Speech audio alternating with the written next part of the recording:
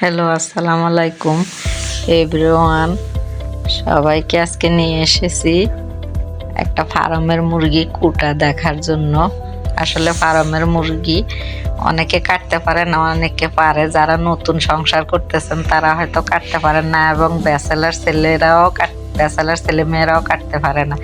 তাদের জন্য আজকের আমার এই ভিডিওটা দেখেন। এই যে মুরগিটাকে আমি আগে মাঝখান দিয়ে 2 ভাগ করে নিয়েছি। মুরগি কাটাটা আসলে সহজ, যারা জানে তাদের জন্য। আর এই যে দেখেন, মাছ 2টা টুকরা করে নিলাম রানের 2 পাশ থেকে। রানের এখানে আসলে চিকন একটা মাংসের টুকরা থাকে। এটা এখন আসলে আমাদের মুরব্বীরা বলে এটা খাওয়া যায় না, সেই জন্য আমরা এটা ফেলে দিই। আমিও ফেলে দিছি। অনেকে তো আসলে ফালায় না, যদিও রেস্টুরেন্টে এগুলি ফালায় না। এই যে দেখেন, মাঝখানে একটা এই যে মুরগির একটা হাড্ডির টুকরা থাকে, এটাও আপনারা ফেলে দিবেন। এই যে তারপরে এই যে রানের টুকরাগুলিকে এই টুকরাগুলি পিসগুলি করবেন। আসলে যে যেরকম পিস খায়, বড় ছোট যে যেভাবে খায় ঠিক সেভাবে করলেই হয়।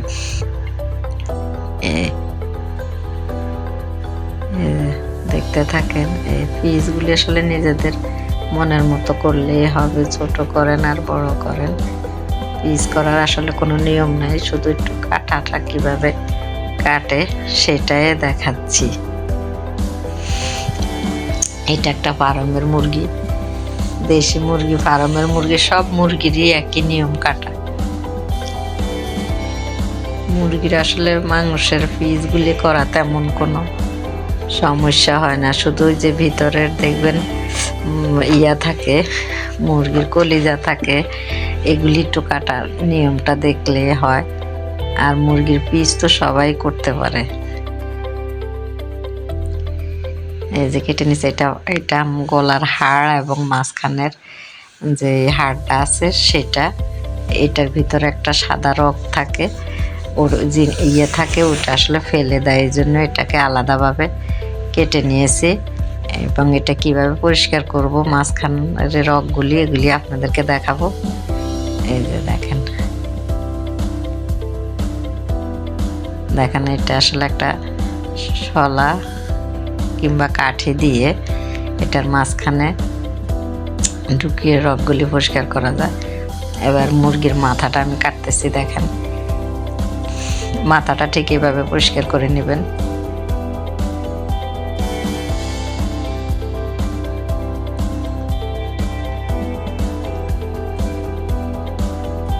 খুব ইজি, একটু খেয়াল করলেই পারবেন।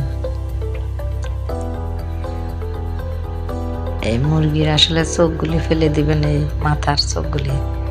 যে এটাকে একটা, এই যে মুরগির কলিজার সাথে ছোট কলিজা বলে এটা।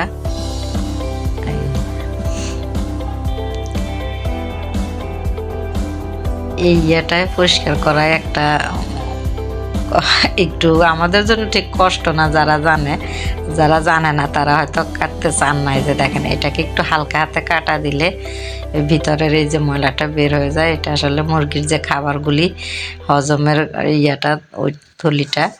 এই যে দেখেন, এই চামড়াটা আসলে একেবারে অনায়াসে ফেলে দেওয়া যায়, একটু হালকা হাতে কেটে নিলেই হয়। এরপরে এটাকে এইভাবে চারটা টুকরা করবেন। এইভাবে কাটলে আসলে এই জিনিসটা রান্না করলে ফুলের মতো দেখা যায়, অনেক দেখতে সুন্দর লাগে। আবার অনেকে ছোট ছোট পিস করেও এটাকে মুরগির সঙ্গে দিয়ে দেন, যে যেভাবে দেয়। এই যে মুরগির পাগুলি ঠিক এভাবে কেটে নিয়ে কেউ গরম পানিতে একটু সিদ্ধ করে এটার চামড়াগুলি ফেলে দেয়, আবার কেউ আগুনে একটু পুড়িয়ে তারপর এটা পরিষ্কার করে, যে যেভাবে পারে।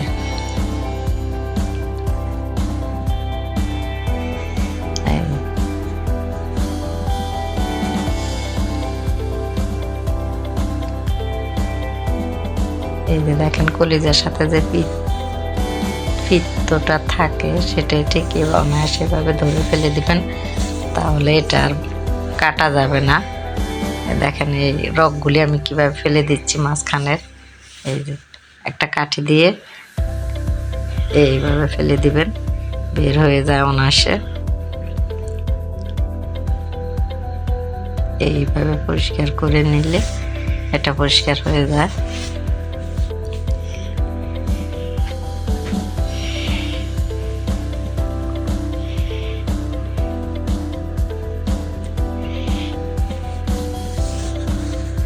এরপরে পাগুলি আমি আগুনে পুড়িয়ে নিব গ্যাসের চুলায়। দেখেন আমার এই মাংসের পিসটা একটু বড় হয়ে গিয়েছে, এই জন্য আমি এটাকে একটু ছোট করে নিলাম। আর এই যে মুরগিটা একটু বড়, প্রায় 2 কেজির ওজনের, এই জন্য রানগুলি অনেক বড় বড়। দেখেন এটাতে আমি একটুখানি দাগ দিয়ে নিলাম যাতে একটু মশলাগুলি রান্না করার সময় ভালোভাবে ঢুকে। এবার আমি পাগুলি পুড়ে একটু আগুনে সেঁকে নিচ্ছি। হালকা একটা সেঁকা দিলে আসলে চামড়াগুলি উঠে যায়, টান দিলে তাড়াতাড়ি পরিষ্কার হয়ে যায়।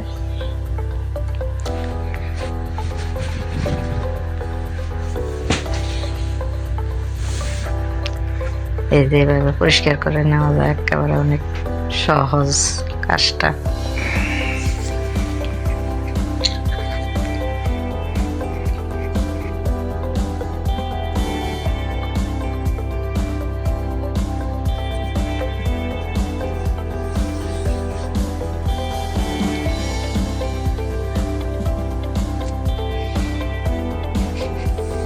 যেগুলি পরিষ্কার করে এটাকে আমি আবার আমার এই পাগুলি বড়, সেই জন্য একটু ছোট করে নিব। এই যে দেখেন